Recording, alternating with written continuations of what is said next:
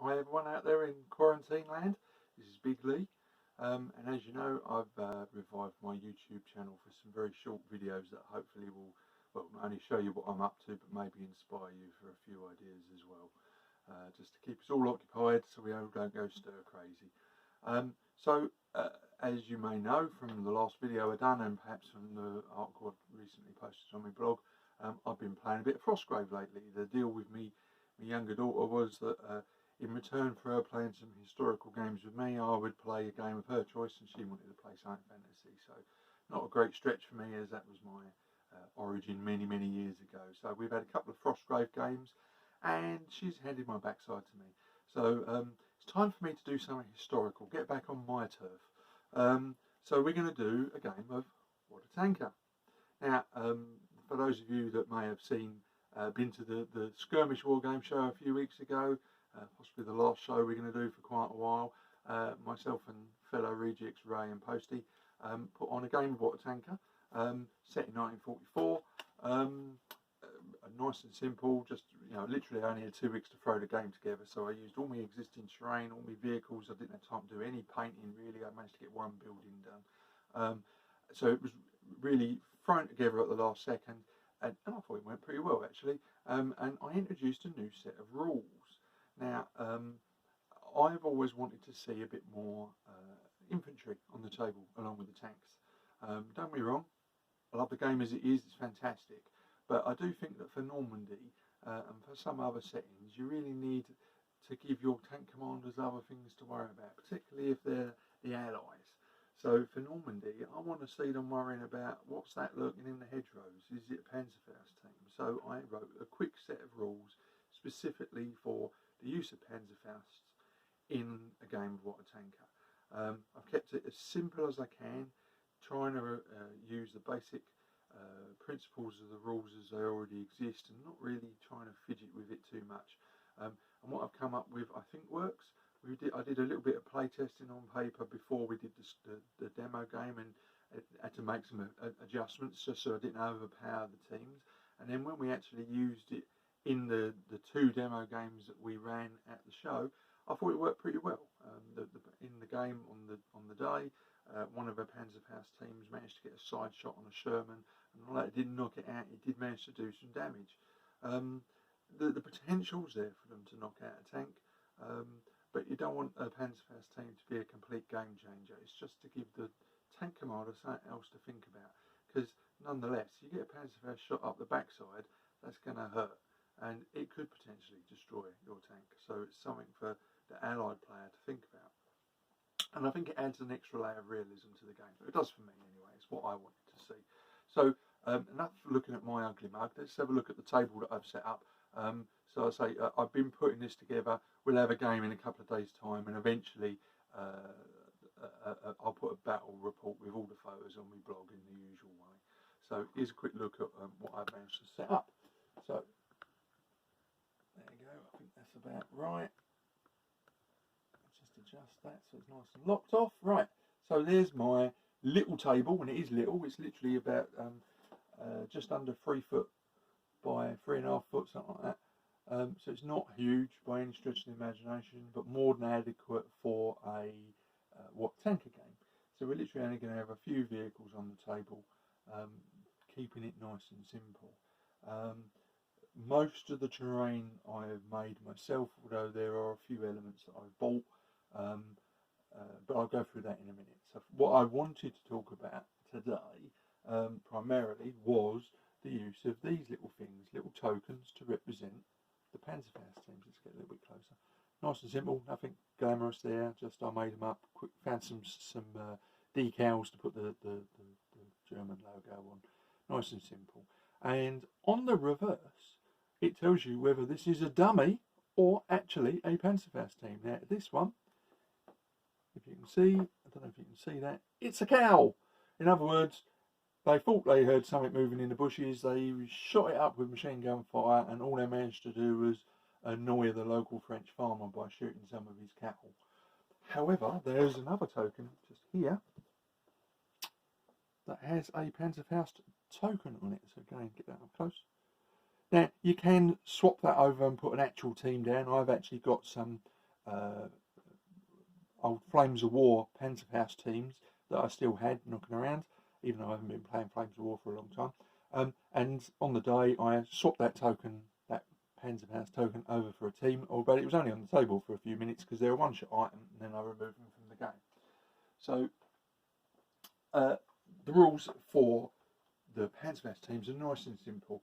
Their movement rate is 6 inches, and they basically ignore terrain. They're infantry; they can scurry through little gaps in the hedgerow and jump over walls and stuff, whereas obviously the tanks ain't got that ability.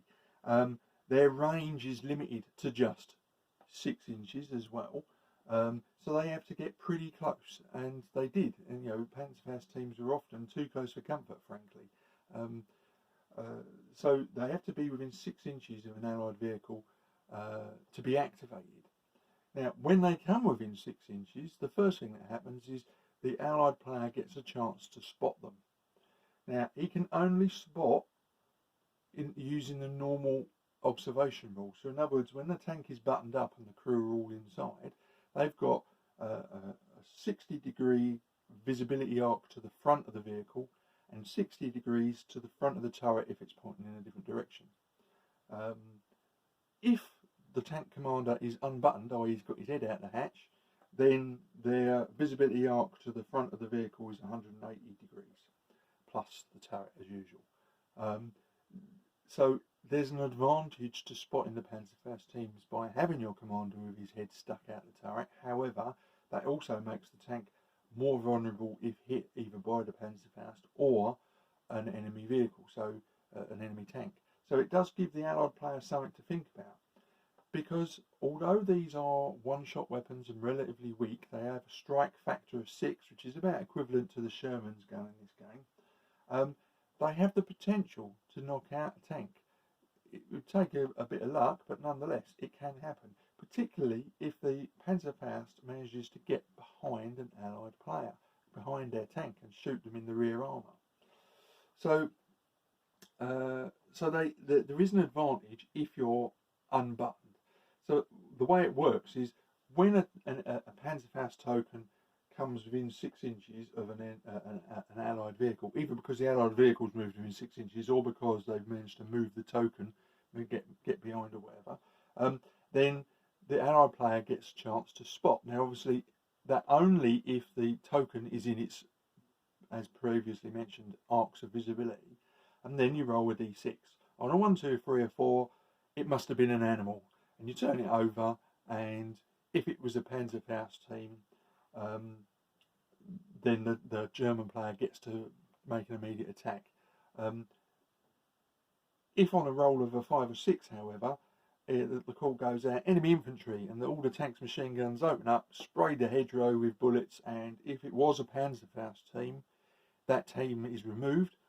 If it turns out to be a cow, all you manage to do is annoy the local French farmer. So when a team is revealed and manages to survive being spotted, and can then make an attack. So they make an immediate attack with a strike factor of 6. Now they're automatically assumed to be aimed and loaded. We ain't worrying about that. So there's none of the usual command dice for the Panzerfaust teams. They're considered to automatically have acquired their target, aimed and are loaded. So you just make an immediate attack with a strike factor of 6. And what you end up rolling is you need to roll 6 with 2d6. And the usual modifiers will apply as per the normal shooting rules. Panzerfaust teams that are up against an obstacle, just like a tank, ignore that first obstacle for the purpose of determining obstructions and so on. And these are one-shot weapons, so you fire them and then you remove them from the table.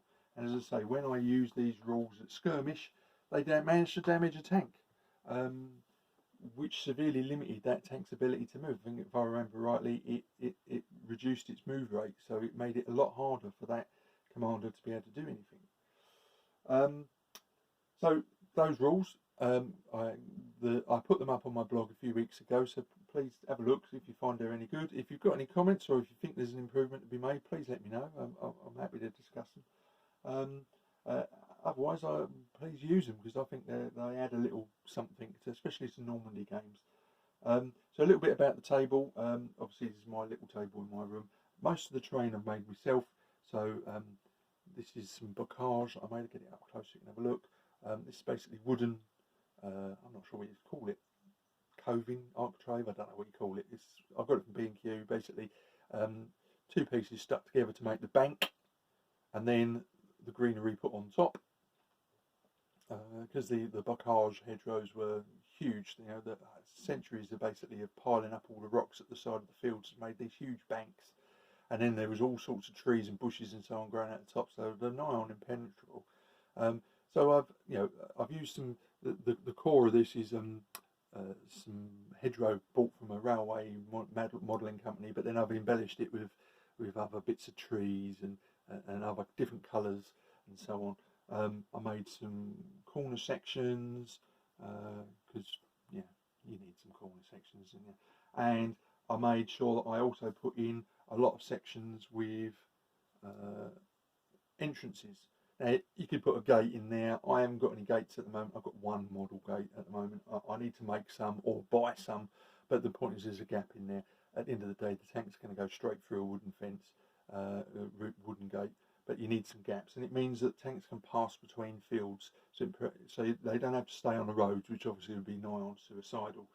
I've also got a lot of unfortunate Normandy cows. A lot of the photos you see, there's a couple of quite famous photos of people like the 101st Airborne working through fields with dead cows all over the place. It must have been a horrible sight. It's a bit unclear as to whether those cows are dead because they haven't been milked, or whether they were killed by the concussion of all the shellfire that was raining down on the area. But anyway, so there's some dead cows knocking around. I've got some old resin walling that I painted up and mounted on a little bit of plastic card, different sizes, so I can put that around the farmhouse. The farmhouse, this is from Timecast. I bought it last year at Salute, and I finally got around to painting it for the analog painting challenge. So there you go, quite nice, detailed, looks really good, I think.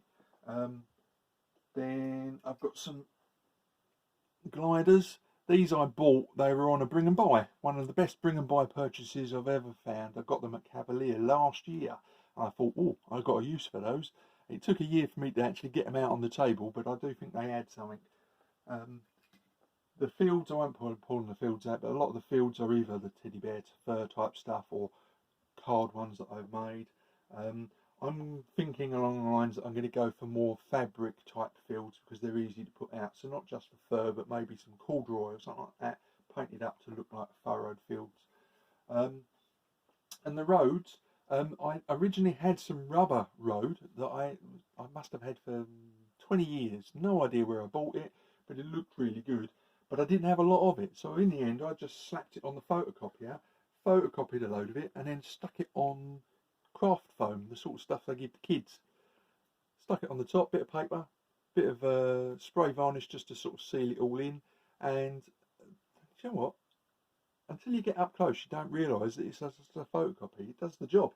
So I've got a load of this now. I've got more than enough to cover. Well, we had enough road to cover a 6x4 table at the show. I would have had enough road to do a lot more than that, to be honest. And I've made some small roads as well, although I haven't used them on here. So I can use them for other scales as well. And trees, bits that I've made. To be honest, I'm thinking about changing my trees. Stuart brought a load of his trees along to the game for our show the other week. Because the ones I've got are just shedding like mad, so I need something a little bit more robust. But anyway, that's my Normandy bocage game that me and the Padawan will be playing at some point in the next few days. And it'll be a sorry day if she manages to beat me at this as well as Frostgrave. But you know, knowing my luck and my dice rolling skills, it'll probably happen. Anyway, I hope you've enjoyed looking at this. Please leave your comments as usual, down below in the comments box. Let's swing this back round. So yeah, thank you for watching. I hope that's been interesting, and stay safe everyone, stay indoors, roll plenty of dice and be happy. See you soon.